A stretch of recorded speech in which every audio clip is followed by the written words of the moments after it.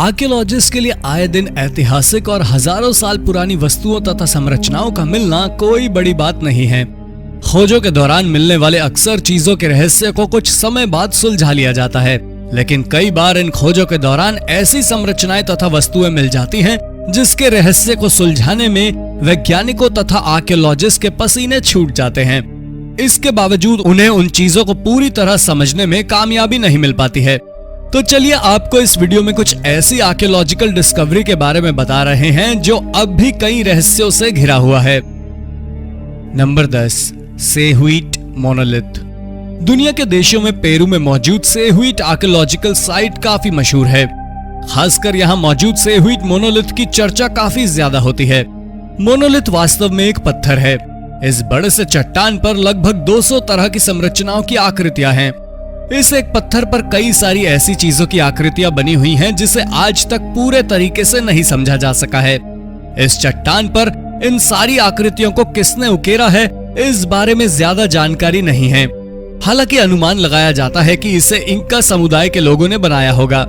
इस चट्टान पर मनुष्यों, समुद्री जीवों, खेती के लिए नालियों इत्यादि के साथ साथ घरों तथा मंदिरों की भी आकृतियां उकेरी गई हैं। इसलिए कुछ लोग अनुमान लगाते हैं कि शायद ये किसी प्लांट सिटी का मॉडल हो सकता है। हालांकि इस पर जो भी आकृतियां मौजूद हैं, वैसी संरचना आज तक इस पूरे क्षेत्र में कहीं नहीं खोजी गई है।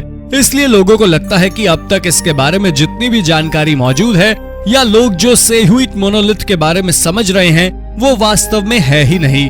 इसलिए कई लोग अभी भी इसकी सच्चाई की तलाश में लगे हुए हैं। Number 9, Devil's कॉर्कस्क्रूज।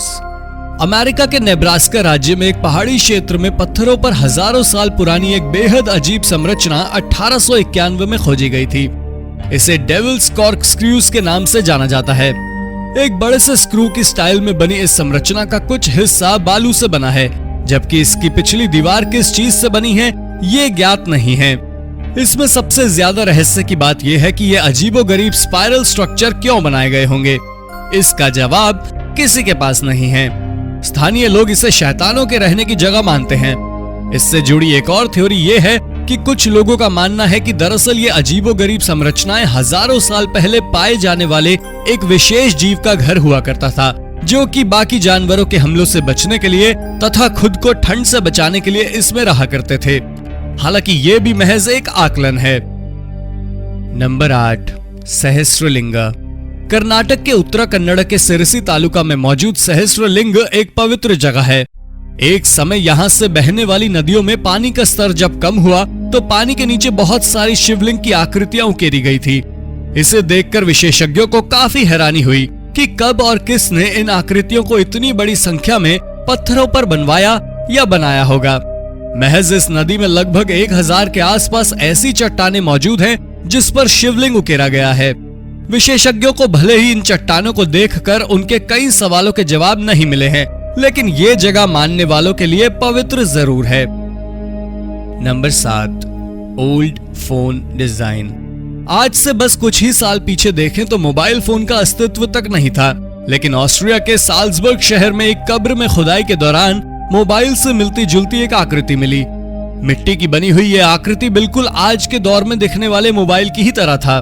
इसे देखकर सभी का सर चकरा गया कि आखिर क्यों किसी ने इस मोबाइल के शक्ल जैसी चीज आज से लगभग 800 साल पहले बनाई होगी।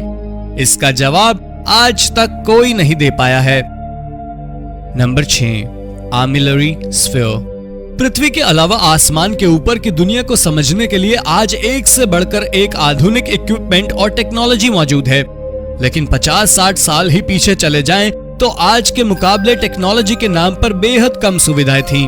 अब आप कल्पना कर सकते हैं कि 1000-2000 साल पहले क्या स्थिति रही होगी। पुराने समय में भले ही आज की तरह आधुनिक तकनीक मौजूद नहीं थे, इसके बावजूद उस समय के लोगों में भी जिज्ञासाएं जरूर थी तथा वो उपलब्ध संसाधनों का इस्तेमाल अपनी जिज्ञासाओं को शांत करने के लिए करते थे। इसका सबूत लगभग 25 साल पुरानी एक डिवाइस से मिलता है। जांच पड़ताल में पाया गया कि आर्मिलरी स्फीयर नाम की एक डिवाइस को तारों की दुनिया को समझने के लिए बनाया गया था, लेकिन इसे कब और किसने बनाया था इस बारे में बहुत ज्यादा जानकारी आज तक उपलब्ध नहीं है। हैरानी की बात यह है कि 2500 साल पुरानी होने के बावजूद इस डिवाइस पर अंकित कई जानकारी आज भी प्रासंगिक है। Number 5, egg oven. वर्तमान समय में पोल्ट्री फार्म में अंडे से बच्चे को अलग करने के लिए आधुनिक तकनीक का इस्तेमाल किया जाता है, लेकिन आपको जानकर हैरानी होगी कि इस तकनीक का उपयोग आज से 2000 साल पहले भी मिस्र में होता था और आज भी मिस्र के ग्रामीण क्षेत्रों में इस तकनीक का उपयोग किया जाता है। आज के समय में इलेक्ट्रिक का उपयोग करते हुए अंडे से बच्चे को अलग किया जाता है, जबकि पुराने जमाने में बड़े बड़े चूल्हे को बनाया जाता था तथा उसमें ये प्रक्रिया की जाती थी। इजिप्ट में ऐसे दर्जनों पुराने चूल्हे मिले थे जिनका उपयोग बच्चे को अंडे से अलग करने के लिए किया जाता था।